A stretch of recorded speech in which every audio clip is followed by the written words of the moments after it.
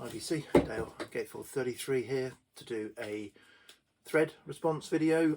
So Rob Walker did a thread earlier this week, I think it was, where he showed 10 records on vinyl that referenced other famous people. And so I've seen a number of responses to this, so I thought I'd better jump on it because I'm running out of options. So I've made various lists about this and thought about different angles, but I've decided to go with 10 vinyl releases where the song title references another music artist or music related artist, so I keep it all in the music genre. And I was going to do all jazz, because one thing about the sort of jazz fraternity is they do tend to, often they'll do songs that'll either be about themselves, other members of the band, excuse me, or other jazz artists. But I kind of held back from that. I've done 5 jazz, 5 non-jazz, and the 5th one is a bit of a transition.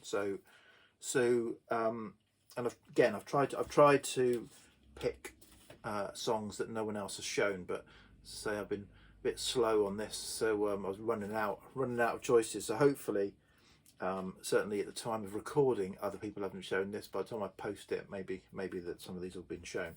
So anyway, get on with it, Dale. Get on with it. So first up, again in the sort of jazz genre, this is the 2020 release from the Greg Fote group, Symphonie Pacifique. And on the closing track on side 3 on this is called Lament for Lamont. So this came out in 2020, this album, and I assume this is a tribute to, or a lament to, Duncan Lamont.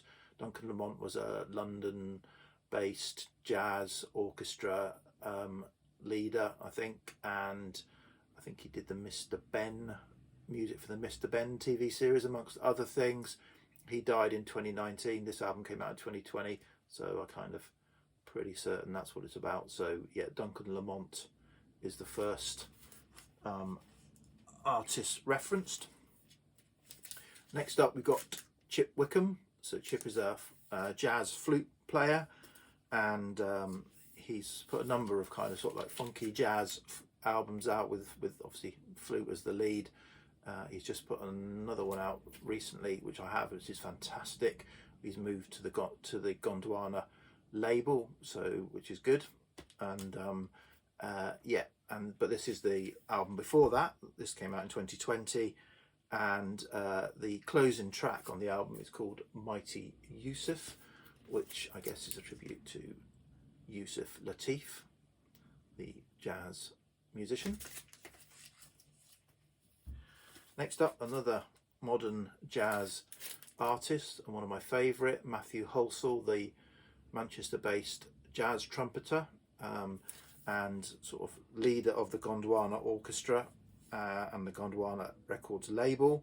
And this is probably my favourite of his albums, When the World Was Won, and the whole of the 4th side is called Tribute to Alice Coltrane. So say no more about that.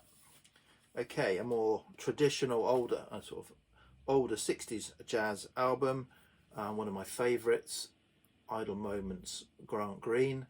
So this is one of the Music Matters 33 releases, and opening track on side 2 is Django, so a tribute to, or a reference to, Django Reinhardt. So that's my 4th jazz related music artist.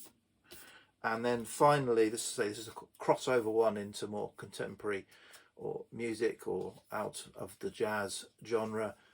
This is the sort of jazz vocalist Melody Gardot, and her 2015 release Currency of Man. This is the artist released, she released this album, and then for some reason she released it again with a kind of different sequence and of songs and types of songs on it, I think, called The Artist, you know, that she thought it should have been. But anyway, on this there is a track called March for Mingus, so I assume a reference to Charles Mingus. So that is my fifth kind of jazz related. Okay, moving into the sort of rock and pop world, and we'll start off with one of my favourite guitarists, one of my favourite artists, Richard Thompson, and this is one of his solo albums, 1986, Daring Adventures, and the closing track is called Al Bowley's in Heaven, which is a sort of ballad, tribute or to a song about Al Bowley. Al Bowley was African or Mozambique, I think, African-born British singer, popular in the 1930s, and yeah, recorded a lot, and songs about Al Bowley. Okay, this next one I've shown before, but I never tire of showing it, so apologies if you tire of seeing it. So this is Obscura, a Scottish-based indie band, one of my favourites, and they're one of my favourite albums by them, Let's Get Out of This Country from 2006. And yeah, the opening track on this album is called Lloyd, I'm Ready to Be Heartbroken, and that's a direct reference to Lloyd Cole and the Commotions and the Rattlesnakes album, where the closing track on the Rattlesnakes album from the 80s is Are You Ready to Be Heartbroken? And so Obscura have directly referenced back to that and say, Lloyd, I'm ready to be heartbroken. Okay, this album, Case Lang Vares, a collaboration album of three American Canadian female artists. So we've got Nico Case, Katie Lang and Laura Vares, and where are we? Third song is called Song for Judy. Judy Sill, the kind of folk singer-songwriter, psych folk kind of tragic story, and so yeah, a song for a tribute or a reference to Judy Sill. Okay, a couple more to go. So now we're moving into psychedelic funk, as I think it's classified. This is the Ghost Funk Orchestra and the album A Song for Paul, and that's not the tribute. So the Song for Paul, so the sort of lead person in the Ghost Funk Orchestra, it's kind of a solo project with guests, is Seth Applebaum, and this Song for Paul was a tribute to his grandfather, but that's not what I'm using. On side 2 there's a song called Isaac Hayes, so I'm using that as my reference to Isaac Hayes, fantastic soul soundtrack artist, and both music and vocal, Isaac Hayes.